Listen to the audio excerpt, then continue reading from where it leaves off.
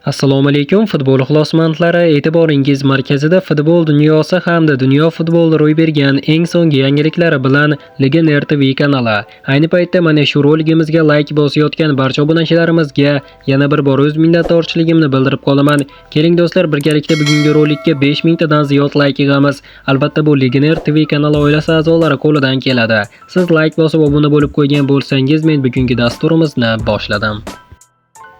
Va nihoyat uzoq kutilgan uchrashuv Manchester City va Real Madrid bugun o'zaro bahs olib boradi. Qadrli do'stlar, videoni oxirigacha tomosha qiling va ushbu o'yinni qayerda jonli efirda ko'rishingiz mumkinligi to'g'risida aytib o'taman. UEFA Chempionlar Ligasining 1/8 final bosqichidan o'rin olgan uchrashuvlar bo'lib o'tmoqda. Bugun mazkur bosqichning markaziy bahsi Real Madrid hamda Manchester City jamoalari o'rtasida kechadi. Ushbu uchrashuv oldidan Manchester City va Real Madrid uchrashuvi uchun taxminiy tarkiblar bilan tanishing. Madridliklar o'yinga bir qator yetakchi futbolchilarsiz tashrif buyurmoqda. Jumladan Kylian Mbappe, Jude Bellingham, Alvaro Carreras va yana bir nechta futbolchi manchesterliklarga qarshi bellashuvni o'tkazib yoradi. Shaharliklar safida esa yo'qotishlar kamroq. Faqat Joshko Gvardiol jarohat sabab bugungi o'yinga o'z jamoasiga yordam bera olmaydi. Bir nechta nashrlar ma'lumotiga ko'ra, jamoalarning taxminiy asosiy tarkiblari quyidagicha. Opta nashri talqiniga ko'ra, Real Madrid tarkibi: Thibaut Courtois, Trent Alexander-Arnold, Raul Asensio, Antonio Rudiger, Ferland Mendy, Federico Valverde, Arda Güler, Aurelien Tchouameni, Thiago Pitach, Vinicius Junior, Gonzalo Garcia. Manchester City tarkibi: Gianluigi Donnarumma, Mateus Nunes, Marc Guehi, Ruben Dias, Ryan Aït-Nouri, Bernardo Silva, Rodri, Ryan Cherki, Omar Marmush, Doku, Erling Haaland. Football Today nashri talqiniga ko'ra, Real Madrid tarkibi: Thibaut Courtois, Ferland Mendy, Raul Asensio, Antonio Rudiger, Trent Alexander-Arnold, Eduardo Camavinga, Aurelien Tchouameni, Federico Valverde, Arda Güler, Vinicius Junior va Brahim Diaz. Manchester City tarkibi: Gianluigi Donnarumma, Ryan Aït-Nouri, Marc Guehi, Ruben Dias, Mateus Nunes, Nico O'Reilly, Rodri, Antoine Semenyo, Bernardo Silva, Ryan Cherki, Erling Haaland. Shuningdek, shaharliklar faoliyatini yoritib boradigan cityextra.co o'z versiyasini taqdim etdi.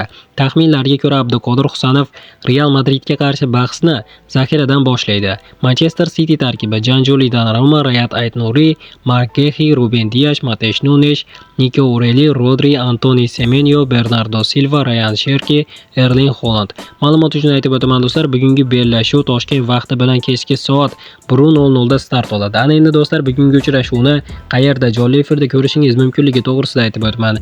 Bugungi uchrashuvni hech qaysi O'zbekiston telekanallari translyatsiya qilishi to'g'risida ma'lumot bermadi. Hech qanday muammo yo'q do'stlar. Men sizlarga rasmiy Telegram kanalimizni tavsiya qilaman. Telegram kanalimizga kommentariyada yozilgan silka orqali o'tishingiz mumkin. Qadrli do'stlar, barcha o'yinlar bizning rasmiy Telegram kanalimizda jonli efirda translyatsiya qilib beriladi. Kommentariyada yozilgan silka orqali Telegram kanalimizga hozir o'tib qo'shilib qo'ying. Nima bo'lganda ham hamyurtimizga omad tilab qolamiz do'stlar.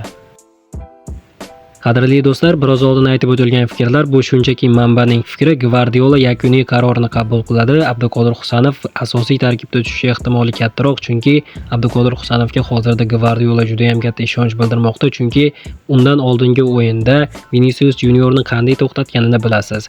Ayni damda esa Kylian Mbappe asosiy tarkibda tushmaydi. Shuning uchun Vinicius Juniorni to'xtatish uchun Gvardiolaga asosiy variant Abduqodir Husanov bo'ladi. Ya'ni bugun Husanovni katta ehtimol asosiy tarkibda ko'rishimiz mumkin. Bu shunchaki manbalar bildirayotgan fikrlar. Albatta do'stlar, hamyurtimiz Abduqodir Husanovga bugungi uchrashuvda omad tilagan holda kommentariyaga tushib, "Olg'a O'zbekiston, olg'a Abduqodir Husanov" deb yozib qo'yishni va Telegram kanalimizga o'tib qo'yishni unutmang. Telegram kanalimizda jonli efirni birgalikda tomosha qilamiz. Mana do'stlar, hozirgi dasturimiz xuddi mana shu yerda o'z yakuniga yetdi. Videoni oxirigacha ko'rganlarning barchasiga kattakon rahmat. Video yoqqan bo'lsa, like bosishni unutmang. Keyingi dasturlarimizda ko'rishguncha xayr, o'zingizni ehtiyot qiling.